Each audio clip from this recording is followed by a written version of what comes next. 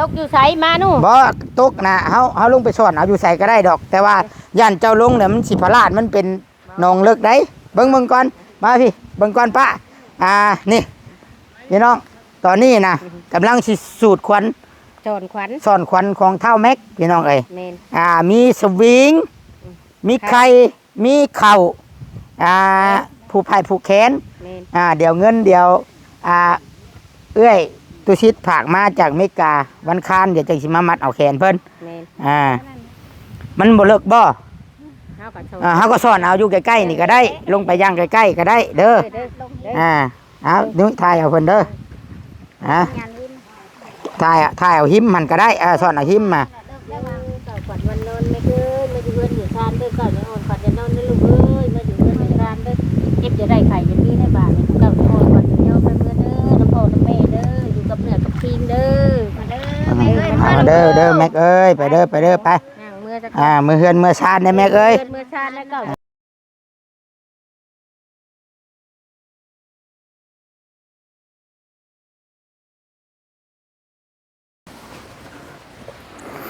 กราบทักทายสบายดีพี่น้อง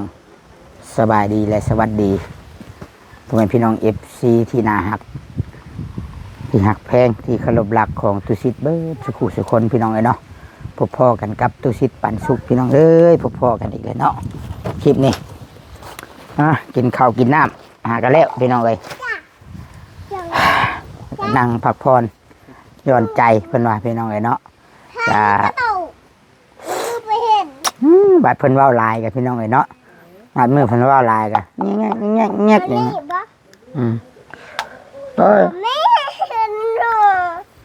กินจิโร่ขอโทษขออภัยน้ำไปลายพี่น้องเลยพี่น้องเลยเนาะจิ้มแขวเมื่อกี้นี่กินจิโร่มันฆ่าแขวพี่น้องเลยคลิปนี้ก็ยังอยู่กับคำลาป้าเสิร์ต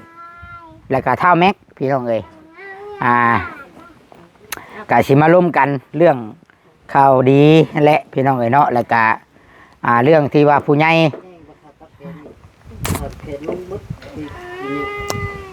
เรื่องที่ว่าผู้รักผู้ใหญ่เพิ่นฝากความมาให้บวกกับคำลาพี่น้องเอ้ยเนาะว่าจังใดพี่น้องเอ้ยจะ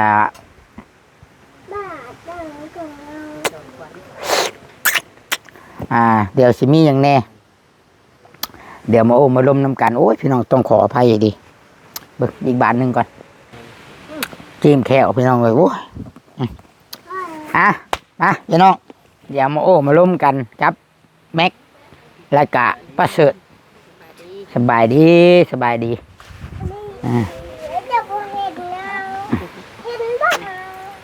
เห็นมานั่งไม่มาให้จะใครเห็นของอ้ายละลี่ก็เห็นเหมือนว่าเป็นนางขากล้องกับเมื่อยเลยคำลาเลยมันอยากพักผ่อนเลยขากล้องขากล้องก็ลอยเลย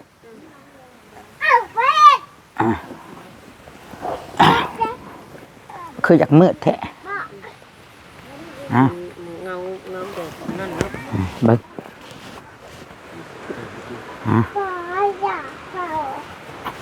อยากเลยหัวอะไรลูกหัวเจ้า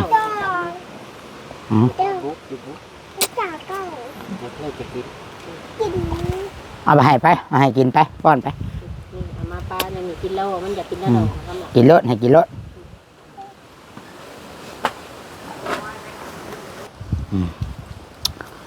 เข้ากินน้ำอิ่มเลยพี่น้องเลยเนาะขอชิมานั่งพี่เอาแม็กอยู่พุ่นแล้วละเน็บไม้ให้ประเสริฐก็ได้พี่น้องเลยเนาะ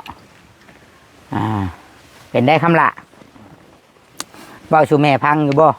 ข่าวดีบ้านนี่เราสู่พ่อพังสู่พ่อพังมาวันมันแม่ได้เล่าสู่พังแล้วเราอยู่เราเช้านี้หูข่าวเลยสิข่าวยัง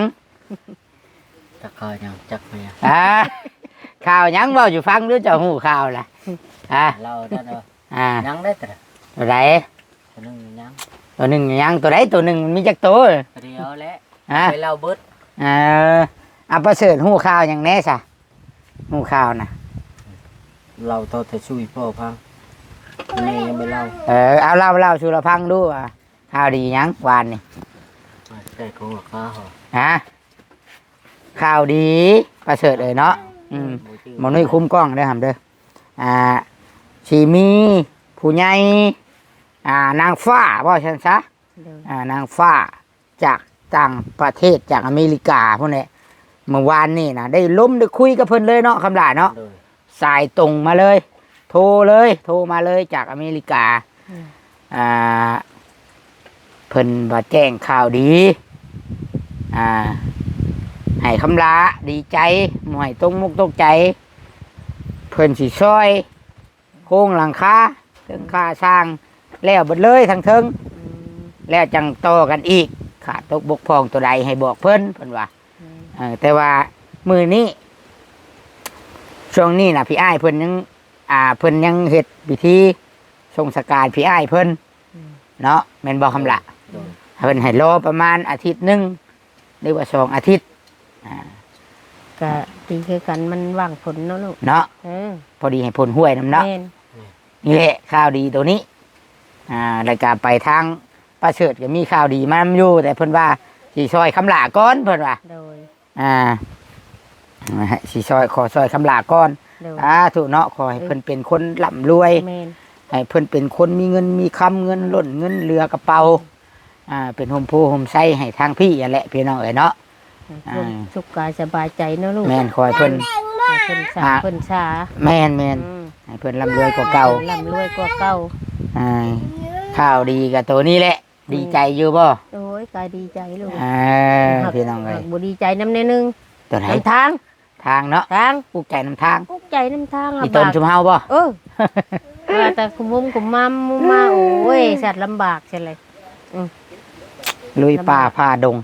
บุน้ำบุไฟมาเลยไฟพี่น้องเลยเนาะเพิ่นผู้สุดผู้ช่วยก็ให้อยู่ดีมีแฮงดีใจเบิดคู่ทางลูกเอ้ยนำซะเจ้าก็บุน้ำบุไฟมาเพิ่นก็หั่งให้มีเงินหล่นทงหล่นไทยหมอเจ็บให้ไข่โอ้มึงแน่มีไอ้กึ้นกะเอาไข่มาให้บาทนี่พี่น้องเอาจิโร่ให้กินบ่น่ะเอาจิโร่ให้กินเอาป้าให้เมื่อสุดไข่แกงหน่อไม้ให้กินสบายดีเด้อแกงหน่อไม้จิโร่เนี่ยเอื้อยข้าวคำลาอะไรพี่น้องเอื้อยบุญธรรมเตรียมกำลังสิสอนควันเท่าแม็กสอนดิบเลยบ่มาแล้วต้มก่อนเอาไปต้มก่อนต้มใส่หม้อข้างจะหั่นลงไปต้มน้ำใส่แม่นต้มใส่หม้อแกงนี่แหละยังว่าคำลาน่ะได้ตกอยู่บ่อนดีพี่น้องได้มาพ่อคนดีคันว่าอยู่บอนที่นั่นกะจักสิเป็นอะไรอันนี้มาพี่ก็แม็กไปน้ำพ่อไว้ไปเบิ่งดูมาพี่ก็ได้ผู้ช่วยลูกเวลาป้าก็อยู่กับให้เพิ่นช่วยผักทางนี้เนาะแต่ทางนี้ก็ยังค้าลูกน้อยได้ค้าลูกน้อยมันก็ดีอีนางน้อยน่ะก็แม่นไข่ให้บาดให้บาดหัวอันน่ะก็เด็กน้อยเฮ้ยพอดียากบ่แม่นพอดีป้าบ่ได้เด้อันนั้นน่ะยากกอันเด้อป้าก็ยากแม็กมาอยู่เบื้องพี่ไว้แม็กมาอยู่เบื้องพี่ลุงก็ยากมาอยู่เบื้องพี่มาพี่ก่อนไปมาพี่มาแล้วพ่อเพิ่นบ่ชื่อขนมไปอยู่พุทธไปอยู่พุทธคำมันคำพวกถ้าเจ้าบ่เว้าก็บ่สวดป้าก็ได้คือเว้านั่นแหละมันหึงจังยุ่นนะมันบ่ประสบการณ์ลืมบ่แม่นนั่นได้ดอกลืมกำลังสิเตรียมทำพิธีสู่ควันน้องแม็กพี่น้องเอ๋ยเนาะต้มไข่ก่อนเนาะเพราะว่าตั้งแต่ตกน้ำมานี่แม่นเป็นไข่บ่เศร้าจักเทื่อแม่นไม่ยังฮะบัดเพิ่นช่วงกันว้าวเบิดมื้อบัดวานนี่รถให้กลัวโทรศัพท์เบิดมานั่งทั้งพี่มานั่งบอลเปิดจิรอพี่มาไหมซึมเลยได้เบิดแล้วก็เอาถ้วยไปไว้ติเอาไปผูกบอลล่างถ้วยผูกไว้เอาไปเอาไอ้ที่โตเตียวกินไว้ไปลุงไว้มือชื่อขนมมาให้ไปไว้ไปรถบุกละคนหูไปเอาไปไว้เด้อพูดไปไว้บนล่างถ้วยผูก ไหนย้อนอยู่นะ ไปไว้แช่ไปเด้อโยมเลยแช่ไปเด้อหวานแท้รอดก็ได้หากบ่ยอมรอดได้ขามเอาเลยผู้ใหญ่พาขามได้คือว่าได้เห็นบ่เด็กน้อยทำเขาเห็นเขาขามมันก็ขามน้ำเห็นเขารอดเขาก็รอดน้ำเด็กน้อยสอนความดีก็ได้ความดีสอนความชั่วก็ได้ความชั่วแม่นซ้ำลูกสังกาได้เนาะซ้ำแน่นซ้ำแม่นนกชังกาซ้ำผ่าซ้ำนี่ได้ผ่าขาวได้นี่จุ่มไปจุ่มใส่ขี้ต้มกะสีขี้ต้มไปจุ่มใส่อันขี้เท่าแบบขี้เท่าไปจุ่มใส่ทานไผ่กับดำด้วยนะผ่าขาวได้เด็กน้อยสอนเอาตัวใดก็ได้ตัวนั้น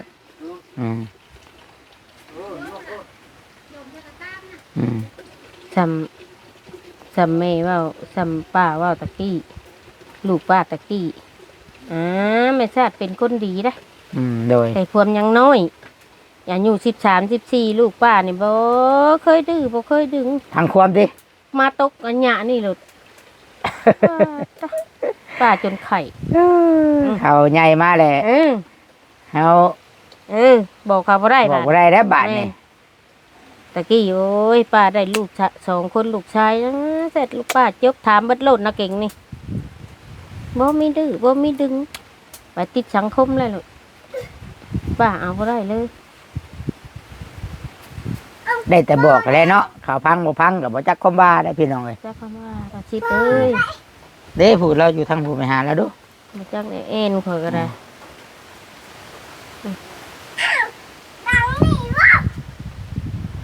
ถือว่าเป็นข่าวดีเนาะประเสริฐเนาะโอ้ยดีใจหลายทิศหนึ่งทิศปลายหรือว่า2ทิศเพิ่นว่า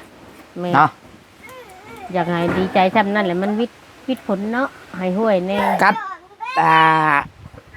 อันนั้นพี่น้องเอ้ยส่วนเรื่องห้วยผูกแขนลูกละห้วยผูกแขนเจ้าผูกแขนนะข้าหลาเอิ้นเอาลูกหน่อยไว้ไปพูดก่อนไว้พ่อต้มไข่แล้วเอาหน่วยนึงลูกเด้อเอาหน่วยนึงกดกล้องหยุดก่อนครับเพราะว่าเนาะFC ก็เตือนมาหลายผู้ใหญ่ก็เตือนมาหลายบ่อยากให้ทายเด็กน้อยหลายพิษคนถึกพิษช่องหลายช่องได้ย้อนตายเด็กน้อยแม่นมันโบแมนแนวลิ่นเลยพี่น้องเลย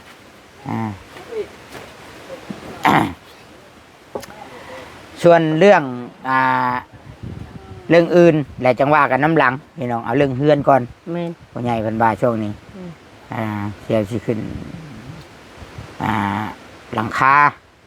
ก็ได้งบมามือใดแหละเฮาจังดำเนินการมือนั้นแม่นจังคือประเสริฐว่าแหละแต่คันว่ารถถอกดินเข้ามาบ่ได้ก็เพิ่นก็สิใช้รถไถบ่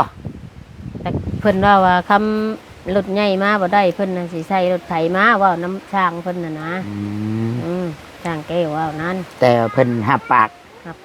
เพิ่นสิเอาเข้ามาให้ได้แม่นเพิ่นเอาเข้ามาให้ได้แต่พวกทางเทิงนี่มันยังบ่มีแห่ทรายนี่ยังบ่ได้เฮ็ดมันมีแต่ไม้สังกะสีอะลูซิ่งแล้วก็ตะปูมันยังแหละมีแต่ไม้กับอะลูซิ่งนะอย่างเดียวไม้ผ่าเชื้อราแล้วบัดนี้คันว่าเฮาเฮ็ดตัวนั้นตัวเทิงแล้วแหละคันเฮาสิไปต่อแหละแม่นกอได้บัดนี้กอใส่วงกบบานประตูโบกฉาบและพวกนี้สิได้ใช้แต่แห่กับทรายบาดแห่ทรายมันสิเอาเข้ามาสิยากแล้วบาดใส่ผ้าอันนั้นบ่ใส่ผ้ายางแล้วก็ใส่เฮือนรถไถมีเฮือนน่ะก็ผ้ายางปูปูเอานี่ผ้าแบบนี้ได้นี่ผ้ายางแบบดำๆนี่พี่น้องพระเจ้าเองดอกน่ะพระเจ้ามาชวนเพิ่นสิจัดการเองแต่ว่าเรื่องราคานี่มันก็สิอยากลื่นนิดนึงอะไรเนาะเพื่อเพิ่นลำเลียงใหม่เฮาเด้บืนมาเนาะเพื่อเพิ่นบืนมาแม่นก็บ่อยู่เก่าเลยลูกเอ้ยว่านี่แหละรถใหญ่เขาเจ้าเลยไปแก้อยู่นอกเดี๋ยวมาโหดเทือนเขาเจ้าแล้วเขาเจ้าเอาส่วนใส่รถไถมาโดยคำว่าเฮทรายก็ดีโดยคำว่าไม้เขาเจ้าเอามาลงหันเขาเจ้าแก้ใส่รถไถมาไม้นี่มันสิบุนักทางหินนักเนาะแม่หินนี่เยอะนักเติบเลยหักรถไถไปได้โดย บัดนี้อันหมอแม็กอันน่ะหมูคำดาต้มแล้วบ่ใครต้มแล้วบ่เจ้านายสิพาทุกคนไปเฮ็ดพิธีสวิงจ้ะเด้ กระวิงก็เอา ยืมเอาอยู่หั่นบ่ มีบ่กระวิงโตเออ สวิงได้เดี๋ยวไข่เดี๋ยวถ้าไข่ชุกก่อนพี่น้อง ไข่สุกจะก่อน เจ้าน้อยไข่ชุกเลย แม่น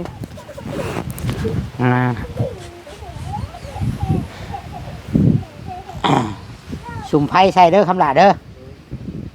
ให้มันชุกเวียงจันทน์พี่น้องเอ้ย เขาได้ผู้ตักเตือนเนาะลูก แม่จากเวียงจันทน์เพิ่นเพิ่นโทรมาใส่เพิ่นโทรมาใส่มือเช้านี่ว่าให้สอนขวัญว่าซั่นมันสิเป็นไข่เป็นนั่นเป็นนี่เป็นบ่ยุดบ่ยาจักเทื่อเดี๋ยวเขาจะไปสอนเอาอยู่บอนเราวตกน้ำพุ่นแหละให้ป้าเสิร์ชเป็นคนสอนเนี่ยก็เอิ้นเอาพี่น้องเอ้ยเอิ้นเอาเดี๋ยวสิให้คำลากับแม็กนาถาอยู่พี่เจ้าหน้าที่นะครับโอเคหยุดไว้ก่อนก็ได้โอเคทุกคนเดี๋ยวมาพี่เดี๋ยวทางตูชิดกับประเสริฐสีพากันเฮ็ดพิธีสูตรขวัญ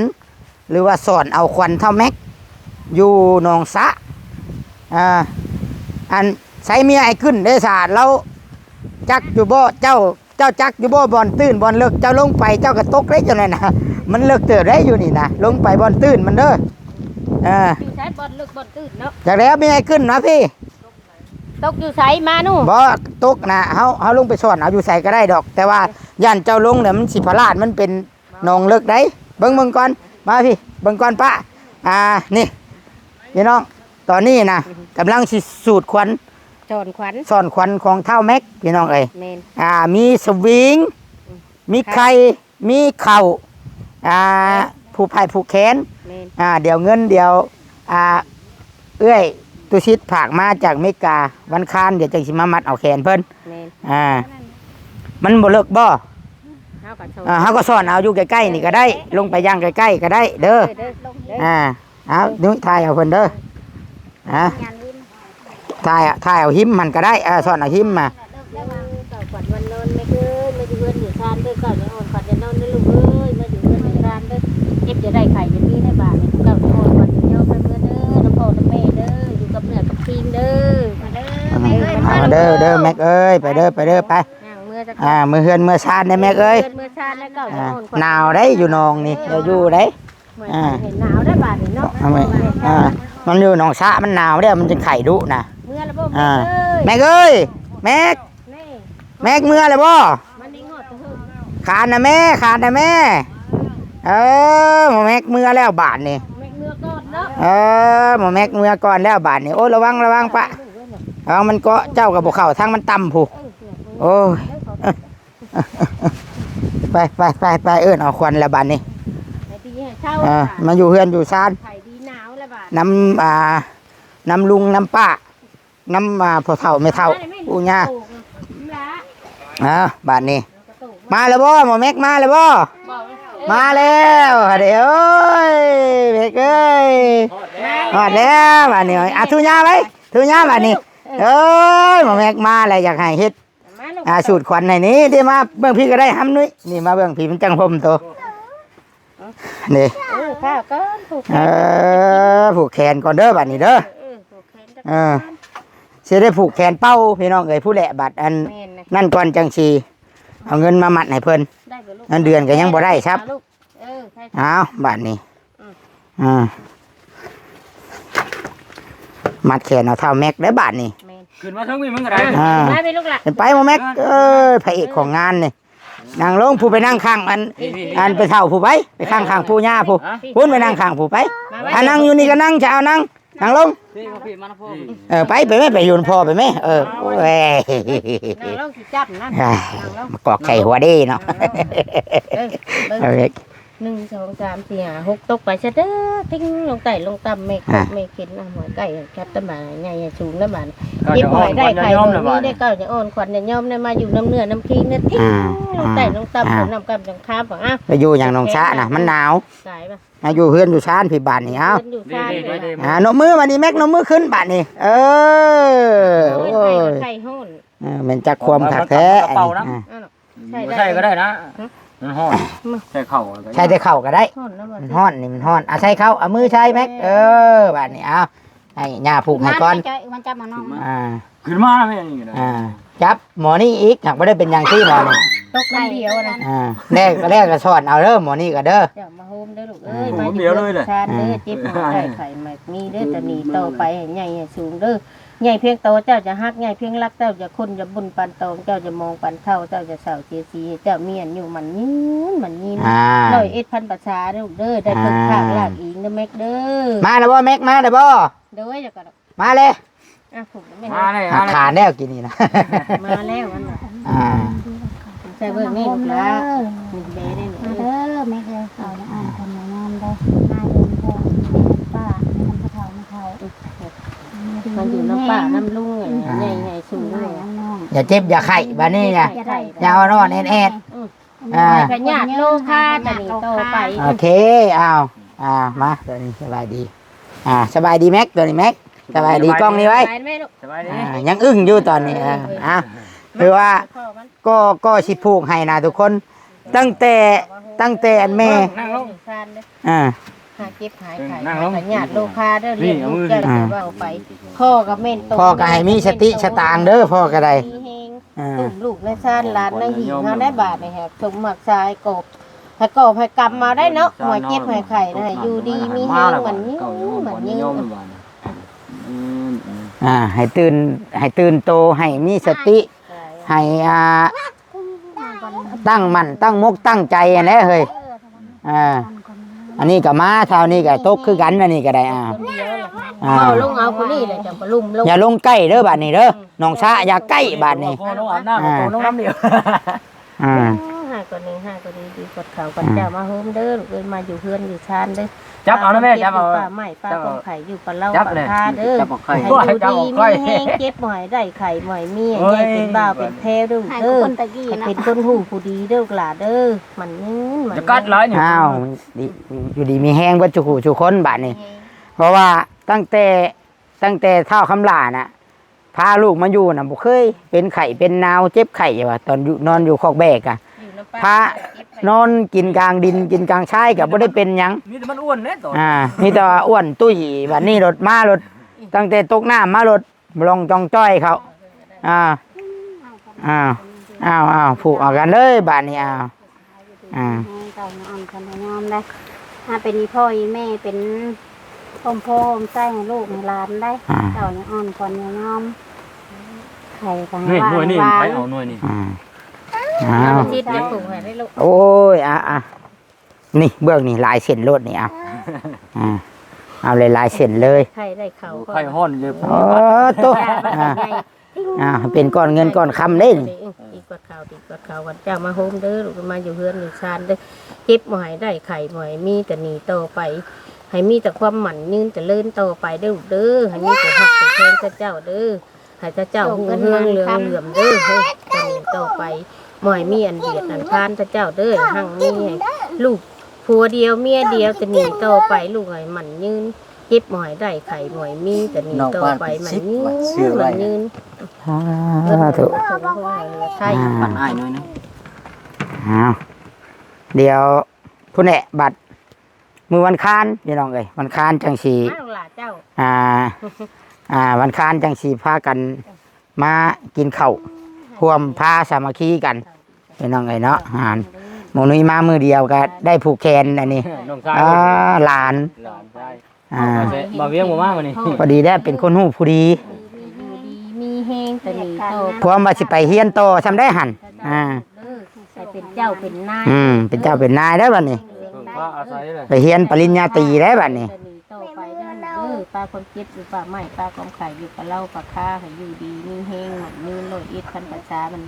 ไปเฮียนแปลงรถใหญ่ได้นี่สิไปเฮียนแปลงรถใหญ่นี่ ไปเฮียนแปลงรถบิโก้รถนั่น ได้ครึ่งทางหลักอิงไป เพื่อได้ เที่ย ร ว ถ เขา เพื่อได้รถเพื่อได้แล่นไปใส่ก็ได้ เดี๋ยว FC คือไปที่แล้ว FC ชื่อว่าเอาตุชิดคือบ่ผูกเดี๋ยววันคานก่อนวันคานเนี่ยตุชิดสิเตรียมเครื่องเตรียมของมาได้จังมัดแขนกันอีกเถื่อนึงพี่น้องเอ้ยเนาะกะน้อยนักได้น้อยนักที่สิเจอแบบว่าเวลาอันเฮามาช่วยเหลือภัยกะเพิ่นสิผูกแขนมัดแขนเอานะพี่น้องเอ้ยเนาะกะถือว่าตั้งแต่ช่วยเหลือมานั่นหากกับบางที่กับบางเฮาก็บ่ตี้ดอกบางครอบครัวบางที่เขาก็บ่จักเด้บางทีก็มันเป็นช่วงเวลาจังหวะมันบ่เหมาะสมกันนะแต่บอกเลยว่าคำหลานะดีที่ว่าได้มาเจอกับสองครอบครัวนี้พี่น้องเอ้ยมีหยังก็ให้ทางเอื้อยทางอ้ายขึ้นทางลุงเฉิดป้าเฉิดนี่แหละจวดเอาบอกเอาผู้เพิ่นอยู่ใกล้คือตู้ชิดนี้ก็อยู่ไกลมาซอยมาบอกได้สำบอกนี้คำมาได้กับมือบัดนี้ผู้ใหญ่ก็คือกัน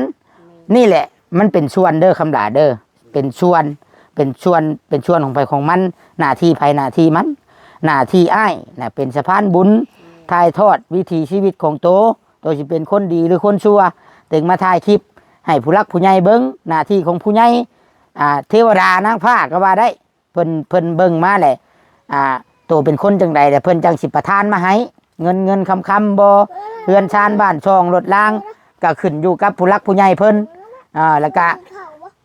กับตุชิดนี่แหละพี่น้องกับ YouTube มาถ่ายนี่แหละคือว่าง่ายๆว่าถ้าคำลาเป็นคนบุรีอ้ายน่ะเป็นคนตรงๆอ้ายบอกแล้วเด้ออ้ายสิบอกให้ฮู้อ้ายไปถ่ายไผก็ตามแล้วบ่เคยปิดบังเอาไผชั่วนี่ต่อให้มีวิวต่อให้ผู้ใหญ่แพงหรือว่าซำใดก็ตามข่อยจะบ่ปิดบังเอาแล้วก็แบบว่าสิเว้าความจริงคันชั่วบ่ดีขี้คร้านสิให้ย่องว่าดุน่ะข่อยบ่ย่องได้พี่น้องFC สิสั่งสิมักก็แล้วแต่ให้คำลาพังเอาป้าเฉิดลุงเฉิดจะพังน้ำกันหากว่ามือใดมือนึงคือล่าสุดมีเคสกรณีที่ว่าเฮ็ดเฮือนเฮ็ดชานให้แล้วก็อยากขายแต่ว่าอันบ่แม่นเรื่องของเฮาดอกแต่ยกเปรียบเทียบมาถ้ามือใดมือนึงคำลาไปบ่สร้างย่างบ่งามบ่ได้ตามเป้าหมายหรือว่าเฮาปะ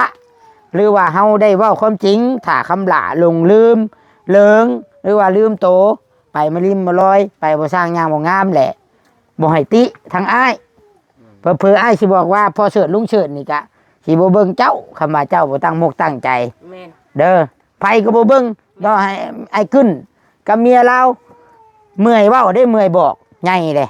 เมื่อยบอกตัวใดดีก็บอกตัวใดบ่ดีก็บอกแหละตัวใหญ่แหละลูกผู้นึงได้หมู่แม็กก็ใหญ่เลยเฮ็ดเอาบ้านนี้แต่อยากได้ดีเฮ็ดเอาตัวชิดบอกแนะนำทุกอย่างได้พี่น้องเพราะว่าเคยมีหลายเคสที่ข่อยแนะนำบอกแต่ก็มีแต่แนวดีๆแต่นี่แต่แนวง่ายๆให้เฮ็ดนะแล้วก็เฮ็ดก็กินใช้ปากตัวเองได้เข้าครอบครัวตัวเองแต่บ่ปฏิบัตินะสุดท้ายเป็นอะไรคนบ่ได้แม่นได้ข่อยเสียผลประโยชน์ครอบครัวที่ข่อยไปช่วยอันนี้ย้อนช่วยเพื่อหยังบ่แม่นว่าขี้ข้านเนี่ยเฮาสิมาแต่งบทมาทายได้ให้ยกย่องให้เป็นคนดีแต่เพื่อตัวหลอกลวงเอาเงินนำผู้ใหญ่บ่แม่นได้ผู้ใหญ่เพิ่นฮู้น้ำหลังนี่เพิ่นก็เสียใจชาวบ้านชาวเมืองก็ซ่าก็ลือแนวมันบ่ดีพี่น้องเอ้ยไปลงไปเอาก็เสียใจเนาะเสียใจได้เนาะป้าลุงก็เสียใจคือกันสำคัญนั่นแหละพี่น้องสุดท้ายนี่ก็ขอบใจป้าเสิร์ชลุงเสิร์ชขอบใจมีไอ้ขึ้นแล้วก็ครอบครัวไอ้ขึ้นที่เวลาเฮามาหาคือแบบนี้แหละนี่คือ FC คอมเมนต์ว่าโอ้ยคือบ่ถือนั่นถือนี่มากินคือบ่ซื้อกินเฮาอยากซื้ออยู่พี่น้องมันบ่มีห้านขายไกลตัวเมืองมันไกลตัวเมืองบ้านนอกแล้วก็เฮาก็อดเอาได้อยู่เพื่อสิย่างออกไปหากินนะแต่ว่าเพิ่นก็หามาให้กินเฮาก็จักสิปฏิเสธเพิ่นจังได๋แล้วก็เฮาสิถือมาเฮาก็ถือมาได้อยู่แต่ว่ามันลำบากเนาะมันเว้าเรื่องความที่ว่าจักความบ่จักความนะพี่น้องเพิ่นก็บ่ได้เอาของลูลาได้มาเตรียมให้เฮาให้กินแต่ละมื้อนะเฮากินหยังก็กินไปกินได้เบิดช่องครอบครัวนี่นั่นแหละเฮากินได้เนาะนั่นแหละข่อยจังอยากพยายามเว้ากับผู้ใหญ่ล้มกับผู้ใหญ่อยากให้ช่วยให้สำเร็จแล้วก็สำคัญที่สุดลุงเสิร์ชป้าเสิร์ชไอ้ซิดไอ้กึ้นมีไอ้กึ้น กะซอยคำหลาบ่ได้ตลอดไปนอกจากตัวคำหลาเองรวมถึงผู้ใหญ่อยู่ต่างประเทศคือกันเด้อจำคำนี้เอาไว้จำให้ดีเลยก่อนสิเฮ็ดหยังคือเอาแต่แนวมันดีเฮ็ดแต่แนวมันดีเห็นบ่ผู้ใหญ่เพิ่นโทรมาวานนี่กะคะแนนเจ้าเป็นคนดีไม่ยังขาดตกบกพร่องเพิ่นกะสิเป็นโฮมโพมใช้ให้นับแต่ลูกกะยั่วให้ไปโรงเรียนหาย่างไปนำพาไปเสื้อผ้าเพิ่นสิซื้อให้ไปก็มีมวยเสื้อผ้าสิซื้อให้บ่มีรถอ้ายกับพระมารับพาไปซื้อ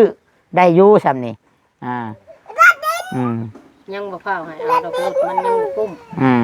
คุณใหญ่ยังหน่อยก่อนบ่ให้เอาแต่โทรศัพท์นี่กะยังบ่ให้ใช้ดอกตอนนั้นมันบ่ได้จะไปซื้อมาป้าคำลากะบ่ให้ออก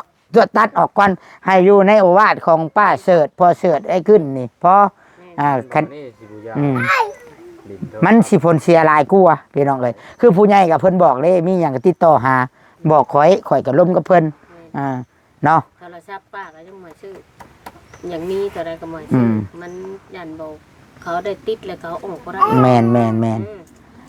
เดี๋ยวคลิปนี้ก็สิจบไว้ซำนี้ได้มื้ออื่นจังพ้อกันบาดนี้ค่ำเลยพี่น้องเอ้ยเนาะก็เสริมซาเพิ่นฝากเงินมาเฮ็ดโครงหลังคาเจ้าก็มีหยังเจ้าก็เฮ็ดนำเดินบ้านเดินเฮือนตัวใดเฮ็ดก็เฮ็ดได้เฮ็ดไปแต่เวียกงานมันก็มีสมีได้คำลาเอ้ยยังดีกว่าได้ไปรับจ้างหาซื้อข้าวแต่ละเทื่อแต่กี้แม่นบ่ซะคือข้าวน้ำสิกินก็บ่มีกูมื้อนี้ข้าวเบิดผู้ใหญ่ซื้อให้เฮาต้องบึกบืนป่าไปโดนใครก็เอาลูกอยู่ในนี่เฮ็ดเวียกตัวเองนี่หลายถ้าเดียวกินตะกี้ให้มันกุ้มลูกนี้เพิ่นบอกอันนี้มันมือตาอ้าปากได้แล้วเด้อโอเคพี่น้องเอ้ยเนาะกะสุดท้ายนี่ตุชิตกะบ่มีหยังหลายก็ขอบบุญขอบคุณผู้รักผู้ใหญ่ FC ทุกคนทุกท่านเด้อขอบมุกขอบใจหลายๆทุกคนน่ะที่อยู่ร่วมกันที่มีบุญร่วมกันขอให้ทุกคนน่ะบุญค้ำนำสู่วัดสุขุสุคนเดินทางไปใส่มาใส่ก็ขอให้ตลอดปลอดภัยขอให้มีความสุขทั้งผู้เบิ่งแล้วก็ผู้ใหญ่ที่ผู้ให้แล้วก็ผู้รับก็ขอให้มีความสุขสุขกายสุขใจน้ำกันนอนรับได้เงินหมื่นนอนตื่นได้เงินแสนสุขุสุคนพี่น้องจะได้ขอกล่าวคำว่าสบายดีเด้อสบายดี